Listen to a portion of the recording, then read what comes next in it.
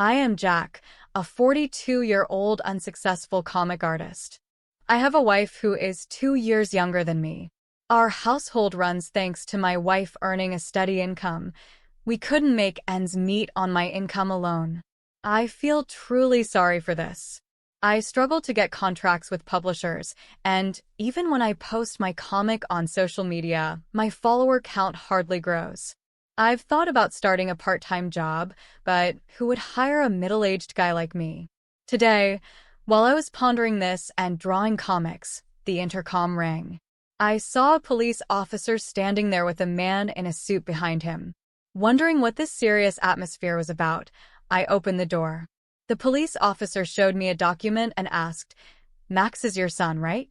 We have an arrest warrant for him." It was an arrest warrant. They said my son had committed fraud. That must be a mistake. Max committing fraud? As I listened, I learned that Max had swindled $300,000. That can't be true. I was filled with disbelief. The suddenness of it made my stomach hurt. I asked if I could take some stomach medicine, but the officer said no, accusing me of trying to destroy evidence. I insisted there was no evidence to destroy since there was no fraud. I went back to the kitchen and took my stomach medicine. I called out to Max in the back room, but he didn't respond. When I returned to the entrance, the police officer looked suspicious. "You haven't been in contact with Max, have you? Trying to help him escape is pointless," he said. I assured him I hadn't. "Are there many victims?" I asked. "Well, it's $300,000. Max seems to be quite the smooth talker. Everyone trusted him and handed over their money," the officer explained. "I see. Everyone believed Max's words. Now your son will go to trial, but if you pay some money beforehand, his sentence can be lightened." The police officer was asking me to pay money for Max. How much? I asked. "There's no fixed amount for these things, but people usually pay around $100,000. How much can you pay?" "I can't pay $100,000. I might be able to take some from our savings," I replied. "Why not sell this house? It looks like a new condo. If we sold the house, we'd have nowhere to live. My parents live far away, and I can't rely on my elderly parents," I explained.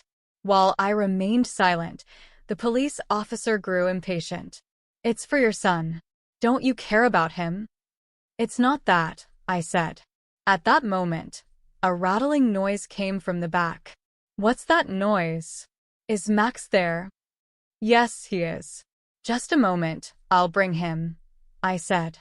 I went to the room where Max was and brought him to the entrance. The police officer looked bewildered. "Huh? Where is Owen?" "Right here," I said, pointing to the cage I had brought. Inside was a white hamster. "This is Max." Max looked around curiously and then started running on his wheel again. "Don't lie. You could be charged with perjury," the officer said. "I'm telling the truth. This is my son, Max. My wife and I couldn't have children, so we raised him as our son." "How dare you mock the police? Bring out Owen immediately." "I'm telling you, this is Max." After a while of arguing, the police officer still didn't believe me. As I was troubled, Julia came home. After briefly explaining the situation, Julia also mentioned that the hamster was on, but the police officer still didn't believe it. "You two are obviously in cahoots. How long are you going to keep lying?" "I'm not," I protested, feeling at a loss. "We spoke to the police officer. Aren't you the ones lying? The police would know that we don't have a child if they checked," I argued. "Are you insulting the police? Do you want to be arrested for obstructing official duties? Can you show us your police badge?" "That's not the issue here. Bring out Owen first." "I can't show it. The police are supposed to show it when asked by citizens." "We can show it." The police officer quickly flashed his badge and put it back in his pocket. "Which precinct are you from? What's your phone number?" "I'm Smith from the Los Angeles precinct." I forgot the phone number. "Los Angeles precinct, right? I'll call to confirm." I can find the number myself. The police officer started to panic. There's no need to call the precinct over something so trivial. Then tell me your ID number. My ID number is 54321. And you? Julia asked the other man. 23456. That's strange. ID numbers are supposed to be 7 digits long. We were recently transferred, so we haven't memorized them yet. Yes, same here. We just got them. ID numbers don't change, and no police officer would fail to answer immediately. Julia laughed.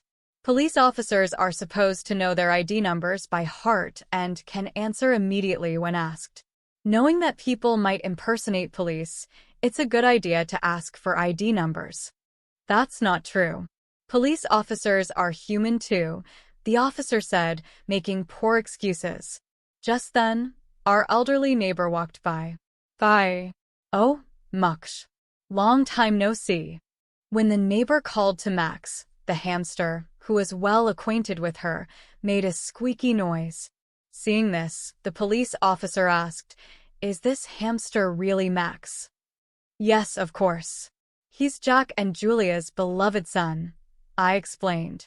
After the neighbor left, the two fake police officers were clearly flustered. Naming a pet like a human is not that unusual. Besides, Max is our family, not just a pet. People can name their pets whatever they like. Panicking, the two realized they were in trouble. We must have the wrong person. Sorry for the trouble. They tried to salute and leave, but Julia pressed them further. It's not a mistake. The arrest warrant had our address. You were trying to scam us, right? You're imagining things. We wouldn't do that. Can you give me your gun number? No need for that. That's a clear violation. Police officers are supposed to know and provide their gun numbers. When asked if they don't provide it, it's almost always a scam. Unable to take it anymore, the man in the suit tried to run. Just then, real police officers arrived, and the two fake officers were promptly arrested. Julia saluted them with a loud voice. "Thank you very much." The real officers returned the salute. Seeing this, the fake officers murmured, "Really? What on earth?" Julia said, "I can answer my ID and gun number immediately." The fake officers turned pale. "Yes, Julia is a police officer," I explained. "When I went to take stomach medicine, I called her. She contacted the precinct and came home first." The criminals were safely taken away, and I collapsed from relief. "Are you okay?" Jack asked. "I'm so glad you're safe," Julia said, pulling me up by the hand. "Julia, you were amazing. Right? Tell me more," she laughed heartily, with her hands on her hips. "She's a reliable wife. I couldn't have managed this alone."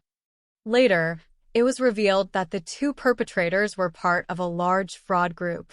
Other members were also arrested one after another, eventually leading to the capture of the higher-ups. I was supposed to receive a letter of appreciation, but all I did was call Julia. I wondered if it was really okay. "It's fine. Thanks to your call, Jack, the group was caught," Julia said.